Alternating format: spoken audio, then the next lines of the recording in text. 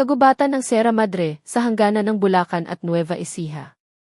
Alas 5 ng hapon. Ang maitim na ulap ay bumabalot na sa kalangitan, kaya't ang gubat ay tila nasa ilalim na ng gabi kahit hapon pa lamang. Mabigat ang hangin, mainit at malagkit, ang tipikal na alinsangan ng Agosto bago bumuhos ang malakas na ulan o bagyo. Walang huni ng mga ibon o kuliglig na karaniwang naririnig. Ang gubat ay nababalot ng nakabibinging katahimikan. Isang grupo ng 5 illegal loggers ang humahawi ng mga talahib at baging habang pumasok sa kailaliman. Ang leader, si Romy, ay may nakasukbit na rifle sa balikat at hawak ang isang heath. Baka sa kanyang mukha ang kasakiman at bangis. Sa likuran niya, ang 3 magtutroso ay may pasan-pasan na mga chainsaw at galon ng gasolina. Sa pinakahuli, nanginginig na sumusunod ang matandang guide o tagagabay na si Mang Teban. Hoy, tanda! Malayo pa ba? Sigaw ni Romy sabay lingon. Mahigit 4 na oras na tayong naglalakad. Palingalingang tumingin si Mang Teban sa paligid, bakas ang takot sa mga mata. Boss Romy. Bumalik na tayo. Nasa loob na tayo ng lupaing bawal. Walang nangangahas na pumasok dito. Anong kinatatakutan mo? Dumura si Romy sa lupa. Ano bang meron sa dilim na to? Baboy damo? Ahas? May baril ako, huwag kang mag-alala. Hindi po, boss. Hindi hayop ang kinatatakutan ko, bulong ni Mang Teban. Lupa ito ni Mang Goryo. 10 taon na ang nakararaan, isa siyang tagapag-alaga ng elepante, mahaut, na nabaliw at nawala sa gubat na ito matapos patayin ang alaga niya.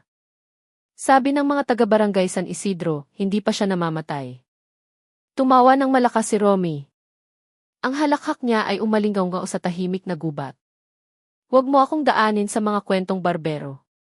Pera ang kailangan ko. Kapag nahanap natin ang inang Nara, lahat tayo magiging milyonaryo. Bilisan mo at ituro ang daan. Nagpatuloy sila sa paglalakad. Bawat hakbang ay lumilikha ng tea-crack. Crack sa mga tuyong dahon.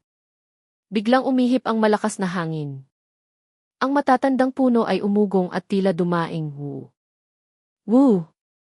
Tumigil si Romy. May naramdaman siya. Parang may nanonood sa kanila mula sa likod ng mga puno. Pero nang lumingon siya, wala naman siyang nakita kundi ang humahampas na mga kawayan at kadiliman. Tara na, utos ni Romy. Kailangan nating magtayo ng kampo bago bumagsak ang ulan. Hindi nila alam, sa bawat hakbang nila, isang pares ng mga mata mula sa itaas ng puno ang nagmamatsyag. Hindi ito mata ng tao. Ito ay naninilaw at malamig, tulad ng mata ng isang mabangis na hayop. Makalipas ang kalahating oras na pakikipagbuno sa gubat, nahawi ang mga baging at tumambad sa kanila ang isang patag na liwasan. Kuminang ang mga mata ni Romy. Ayun! Totoo nga ang balita. Sa gitna ng liwasan, nakatayo ang isang dambuhalang puno, mas mataas pa sa gusali. Ang inang Nara. Ang lapad ng katawan nito ay kailangan ng 10 tao para mayakap. Ilang daang taon na ang tanda nito, tila reyna ng buong Sierra Madre. Ito ang milyon-milyong piso, sabik na lumapit si Romy at tinapik ang katawan ng puno. Ang kunat, parang bato. Mga pare. Ihanda na ang mga chainsaw. Masayang ibinaba ng mga tauhan ang kanilang mga gamit. Pero si Mang Teban, ayaw lumapit sa puno.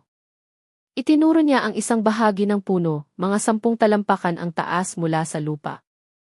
Boss! Tignan ninyo iyon! Tumingala si Romy.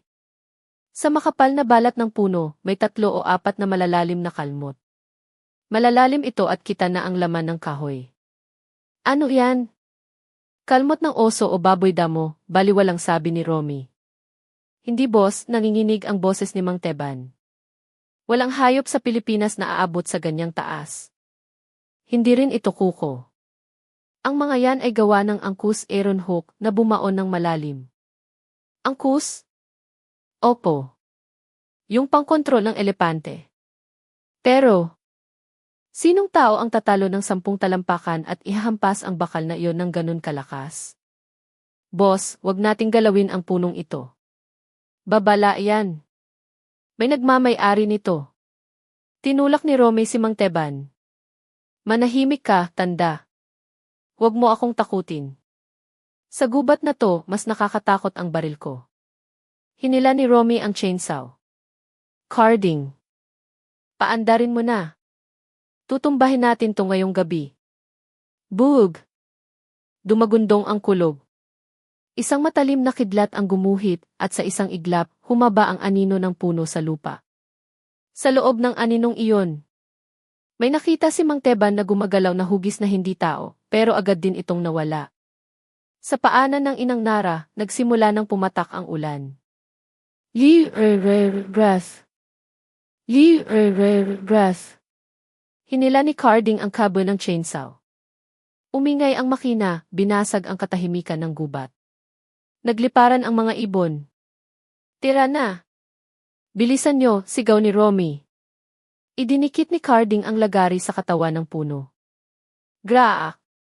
Tumalsik ang mga pira-pirasong kahoy. Pero sadyang napakatigas ng Nara, naglilihay ang kadena ng chainsaw at halos umusok ito. Sa pagkakataong iyon, ang pinakabata sa grupo na si Totoy ay lumakad palayo papunta sa isang talahiban. Boss! Ihilang ako saglit. Sumigaw siya pero walang nakarinig dahil sa ingay ng chainsaw. Pumwesto si Totoy sa likod ng mga halaman. Habang nagbubukas siya ng zipper, nakaramdam siya ng mainit na hangin sa kanyang batok. Ha! Ang amoy! Amoy ng nabubulok na balat at putik. Kinilabutan si Totoy at lumingon. Sino? Sino yan? Itinutok niya ang flashlight. Sa dilim. Isang dambuhalang anino ang nakatayo sa ibabaw niya. Mula sa aninong iyon, kumislap ang isang bakal na sandata. Ah! Sigaw ni Totoy, pero nilamon ito ng TD-ref. Ref ng chainsaw. Ang katawan niya ay biglang hinila pa itaas, nawala sa mga sanga. Ang flashlight niya na lang ang naiwan sa lupa. Pagkalipas ng 1-0 minuto. Hoy Carding! Patayin mo muna iyang makina. Kumpas ni Romy. Tumahimik ang paligid. Ang tanging naririnig na lang ay ang patak ng ulan. Si Totoy. Saan nagpunta ang batang iyon? Ang tagal naman. Lumingon si Romy sa paligid. Totoy. Hoy Totoy. Walang sumagot. Puntahan nyo. Baka tumakas na ang gago. Lumapit si Romy at isa pang tauhan sa talahiban. Boss. Ito yung flashlight. Pinulot nila ang flashlight na nakasindi pa rin pero mahina na ang ilaw. Ano to? Itinutok ni Romy ang ilaw sa lupa. Sa maputik na tubig ulan. May makapal na bahid ng dugo. Ang dugo ay nagmistulang daan, tila maihinila papasok sa masukal na gubat. Aswang ba, nanginginig na tanong ng isang tauhan. Lumapit si Mang Teban sa dugo. Sinalat niya ito at inamoy. Tinignan ang lupa. Hindi. Hindi aswang. Tignan nyo. Walang bakas ng paa kung saan siya hinila. Hindi siya kinalagkad sa lupa. Hinila siya pa itaas gamit ang kawit. Napatingala silang lahat. Pumatak sa mga mukha nila ang likido mula sa itaas. Ulan ba? O dugo? Bumuhos na ang malakas na ulan. Sinundan ni na Romy ang mga patak ng dugo. Ang ilaw ng flashlight ay kumukurap-kurap sa dilim. Ayun!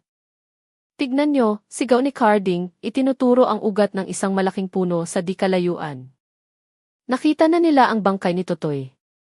Nakabaluktot ito sa pagitan ng mga ugat. Nakadilat ang mga mata, nakanganga ang bibig. Pero ang nakapanghilakbot, ang dibdib niya ay durog. Ang mga tadyang ay parang tinapakan ng higante. Diyos ko po, nasuka ang isang tauhan. Ano nang pumatay sa kanya? Parang dinaganan ng bulldozer ang dibdib. Lumapit si Romy. Bulldozer. Nasaan ang bakas ng gulong o paa? Tama. Putik ang lupa, pero wala ni isang bakas ng hayop. Pero sa tabi ng bangkay, may isang kakaibang bakas ng paa. Bakas ng tao. Pero doble ang laki sa normal. At lubog na lubog ito sa putik, senyales na ang nagmamay-ari nito ay napakabigat. Mang Teban. Ano to? Tanong ni Romy. Namutla si Mang Teban. Si Mang Goryo. Ang taong elepante. Hindi na siya tao, pero hindi rin siya hayop. Sabi ng matatanda, kinuha niya ang lakas ng alaga niya nung namatay ito. Tigil-tigilan mo ako, sigaw ni Romy. Kaya ba ng taong durugin ang dibdib ng ganito? Biglang. Wag. Umuga ang mga halaman sa likuran nila. Crack. Tunog ng nabaling sanga. Parang pinalilibutan sila. Sino yan? Kinasa ni Romy ang baril at lumingon-lingon. Wala. Ulan at dilim lang. Umuwi na tayo, boss, naiiyak na si Carding. Iwan na natin si Totoy. Kailangan na nating umalis dito. Nagdalawang isip si Romy. Ang Nara o ang buhay nila? CJ. Balik muna tayo sa tinayong kubo. Bukas ng umaga natin ayusin to. Tumakbo sila pabalik. Pero hindi nila alam. Hindi sila pinalagpas ng ihibagay na nasa gubat. Ipinapastol lang sila nito papunta sa kanyang bitag. 10:00 ng gabi. Yayanig-yanig ang gawa-gawang kubo dahil sa bagyo. Sina Romy, Carding, Berto, isa pang tauhan, at Mang Teban ay magkakadikit na nakaupo sa gitna. Ama namin. Sumasalangit ka, dasal ni Mang Teban. Tumahimik ka nga, bulyaw ni Romy. Hindi bubuhayin ng dasal mo si Totoy. Maghanda kayo ng mga itak. Inilawan ni Romy ang labas. Ang ulan ay parang pilak na guhit sa dilim. Bug! Kumulog ng pagkalakas-lakas. Ang kidlat ay nagbigay liwanag sa buong gubat. Sa isang segundong iyon, nakita nila. Sa pagitan ng dalawang puno, may 50 metro ang layo. May nakatayo. Ayun! Ayun o, turo ni Carding. Ang nilalang ay napakalaki. Mahigit 7 talampakan ang taas. Nakatayo ito na parang tao, pero kakaiba ang hugis. Malaki at parang namamaga ang katawan. Ang balat ay kulubot. At ang ulo. Malaki. May mahabang nakawit na parang ilong. O trunk. May malalaking tainga. Elepante, bulong ni Berto. Hindi nanginginig si Mang Teban. Si Mang Goryo yan. Suot niya ang balat ng elepante niya. Dumilim ulit. Ilawan nyo. Ilawan, sigaw ni Romy. Tinutok nila ang mga flashlight. Wala na. Nawala na parang bula. Pero, blaag, may mabigat na bagay ang lumapag sa bubong ng kubo. Yumanig ang buong istruktura. Nasa itaas nila. Sa gitna ng ulan, narinig nila ang malalim na paghinga. Hindi hinga ng hayop. Hinga ng galit na tao. Tira! Barilin mo sa taas, utos ni Romy sabay paputok sa bubong. Bang! Bang! Bang! Nabutas ang yero at kahoy, pumasok ang ulan. Pero mukhang walang tinamaan. Mabilis na tumalon ang nilalang pabalik sa puno. Pinaglalaruan niya tayo, humahagulgol na si Carding. Isa-isa niya tayong papatayin. Takbo, sigaw ni Romy. Mamatay tayo pag nanatili tayo dito. Sa patag. Takbo. Nagkanya-kanya sila ng takbo palabas sa ulan. Madulas ang lupa at ang mga ugat ay parang mga kamay na humihila sa paa nila. Si Berto ang nasa hulihan. Dahil sa takot, hindi niya tinitignan ang dinaraanan. Click! Nakatapak siya sa isang tumpok ng dahon. Clank! Tunog ng kadenang humigpit. Isang malaking kadenang panghila ng troso ang pumulupot sa paa ni Berto at humila sa kanya paitaas. Tulungan niyo ako. Nakabitin si Berto ng patiwarik, tinataas sa puno. Berto! Lumingon sina Romy. Inilawan nila ang itaas. Nasa 20 talampakan na si Berto, nagpupumiglas. Putulin niyo. Barilin niyo yung kadena, sigaw ni Berto. Sandali, itinutok ni Romy ang baril. Sa sandaling iyon. Sasanga sa itaas ni Berto. Lumabas ang anino. Si Manggoryo. Nakakapit siya sa puno na parang unggoy. Hindi makita ang mukha, pero kuminang ang sandata sa kamay niya. Ang angkus, ang matalim na kawit. Sa taas! Sa taas, sigaw ni Romy. Iwinasiwas ni Manggoryo ang kawit. Ay! Bumaon ang kawit sa tiyan ng nakabiting si Berto. Ang sigaw ng sakit ay nagpatigil sa mundo nila. Ang dugo ay bumuhos kasabay ng ulan, pinaliliguan sina Romy sa ibaba. Hinila ni Manggoryo si Berto paakyat sa kadiliman.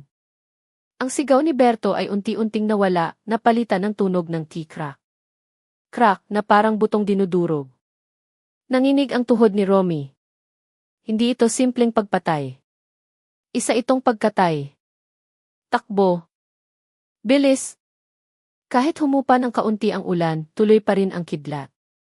Hingal na hingal sina Romy, Carding, at Mang Teban nang makarating sila sa isang pamilyar na lugar. Teka! Dito tayo galing sigaw ni Carding.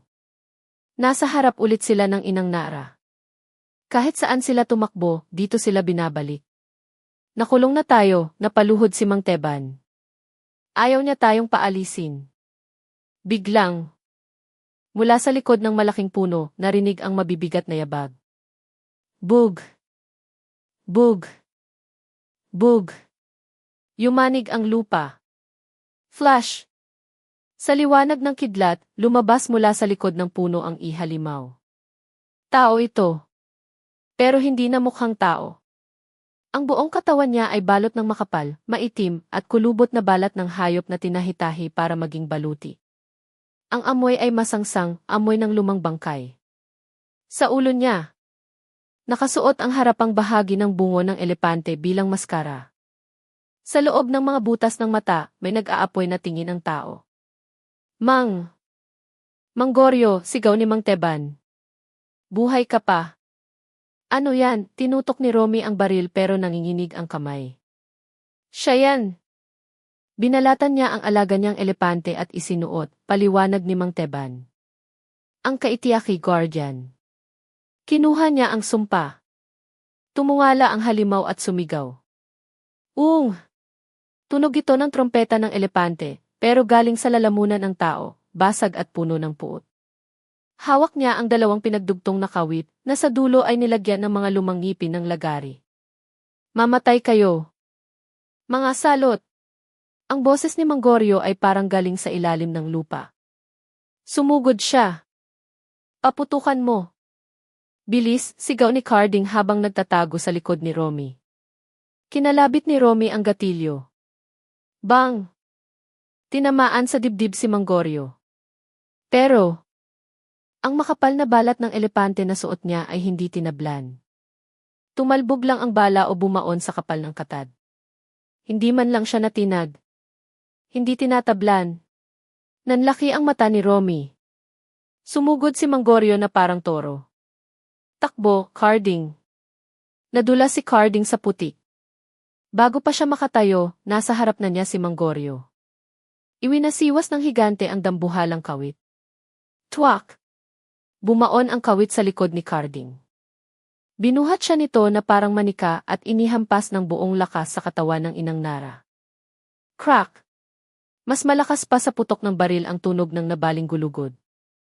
Nalaglag si Carding, wala ng buhay. Manggoryo. Ako to. Si Teban. Lumuhod ang matanda at nagmakaawa. Kaibigan mo ako dati. Huwag mo akong saktan. Tumigil si Manggoryo. Naririnig ang mabigat na hinga sa ilalim ng bungo. Kaibigan. Ang boses ay basag. Wala akong kaibigan. Si Nen lang. Pinatay niyo siya. Kinuha niyo ang garing. Kinain niyo ang laman. Tinapik ni Manggoryo ang suot niyang balat. Ngayon, iisa na kami ni Nen. Kami ang bantay. Walang makakalabas ng buhay. Tinaas ni Manggoryo ang kawit.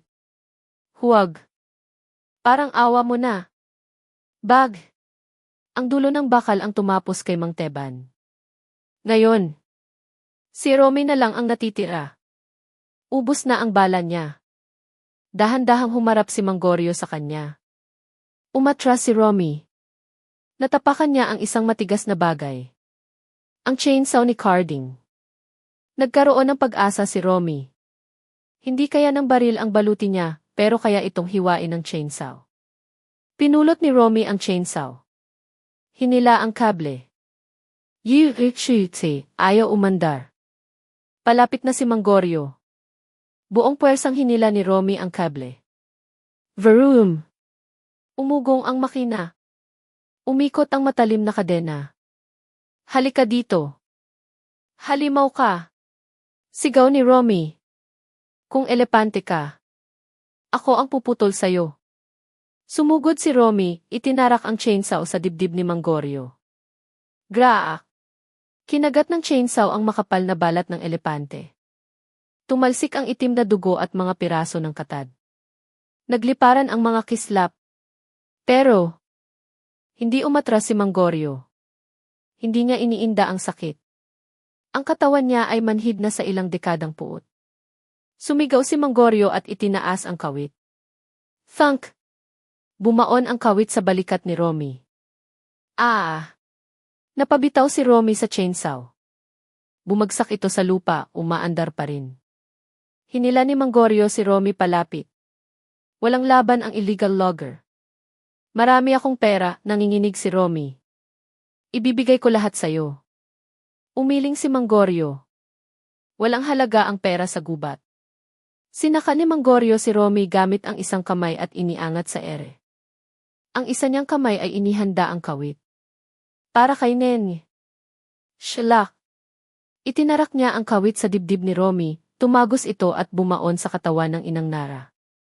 Naging palamuti si Romy sa puno, nakapako habang nalalagutan ng hininga.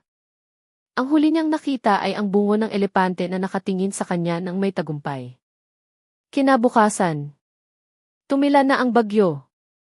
Ang sikat ng araw ay tumatago sa mga dahon. Sa paanan ng inang Nara, nakasabit pa rin ang bangkay ni Romy. Ang dugo niya ay dumidilig sa mga ugat ng puno. Si Mangorio ay nakaupo sa paanan ng puno. Malalim ang sugat niya mula sa chainsaw. Pagod na siya. Matanda na.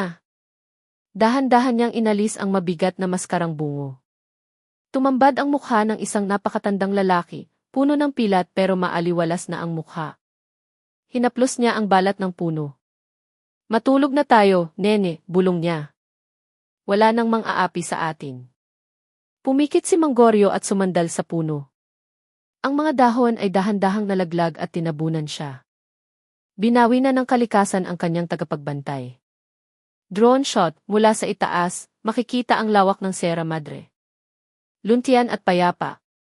Sa ilalim nito, ang mga labi ng 5 tao at ng huling mahaut ay magiging pataba na lamang ng lupa, habang ang inang Nara ay patuloy na tatayo sa loob ng daan-daang taon pa.